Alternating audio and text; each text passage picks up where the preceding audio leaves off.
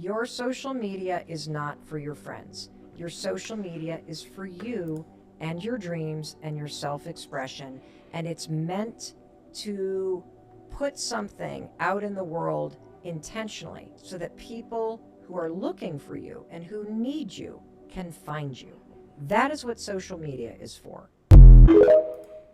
Yeah, listen, you gotta use this platform for what it's, for what it's capable of, you know. And I agree with her. Use it for the right reasons. You can get a lot of great things out of it. She has another clip that I want to play. Let me let that play. But I just told my buddy today, like, hey, people need to hear your story, bro. People need to hear from you. You can change the world. Get on here and talk. You know what I'm saying? And I'm not saying just be reckless and be a tyrant on here. I'm talking about, have something to say to impact the world. Leave a legacy. That's what this is for. I want you to think about posting on social media. So you open up your favorite app, mine is Instagram, and let's just say that there's something that you want to be using social media for. And maybe it's because you want to launch a new business, or maybe you're a singer and you want to put out your music, or maybe you're an artist and you want to post about your artistry, or maybe, heck, you just want to put up a photo of you in a bathing suit or without a filter. So you're at this moment where you've got social media open. You go and you select a photo. As you look at the photo or the video, you're like, oh, is this, I don't know, filter. Should I put this on it? Is this too much? Too much for whom? As you're looking at the photo, who are you thinking about? You're not thinking about how you feel about the photo. You've actually, in that moment, as you stop and consider the photo, you are giving power to somebody else's opinion about the photo or video that you want to post. This is how quickly you put yourself in a prison. And then you go to write the caption and you're like, blah, blah, blah, blah, blah. Oh, delete, emoji. Is this too much? For who? I want to remind you of something. Your social media is for your self-expression. It's for your business. It's for your artistry. It's not for your sorority sisters from college. It's not for your family. It's not for the women in your mother's group. It's for you. And you want to know how sad it is?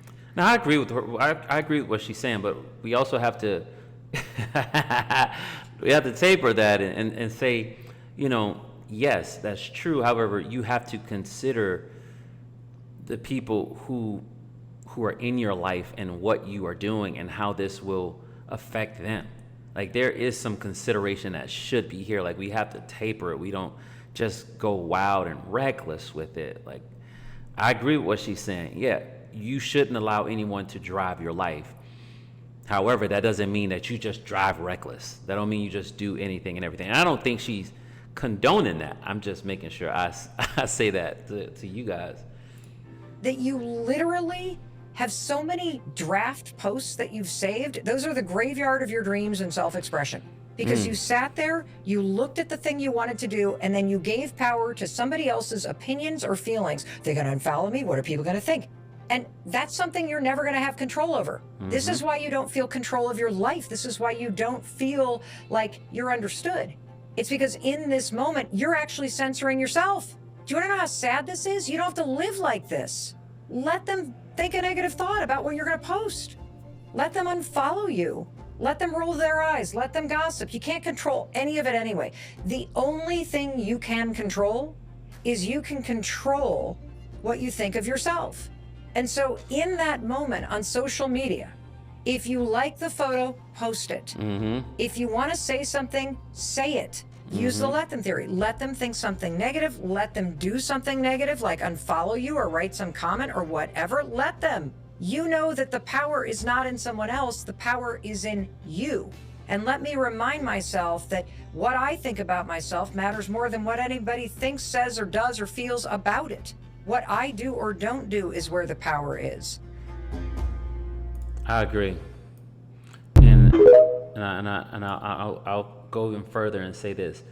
What you have to say, what you have to share matters. Some people get caught up like, oh, that many people wouldn't want to listen. Who cares? Even